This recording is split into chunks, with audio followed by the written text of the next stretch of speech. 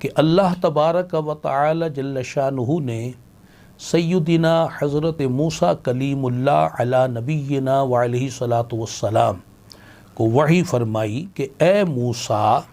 علیہ السلام، اگر تم چاہو کہ میں تم سے اس سے بھی زیادہ قریب ہو جاؤں جس قدر تمہارا کلام تمہاری زبان سے قریب ہے، تمہارے دل کا کھٹکا تمہارے دل سے قریب ہے،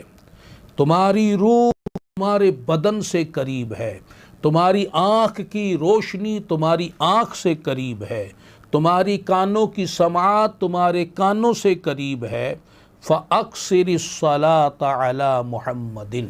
تو پھر میرے محبوب صلی اللہ علیہ وسلم پر کثرت کے ساتھ درود پاک بھیجا کرو۔ صلو علی النبی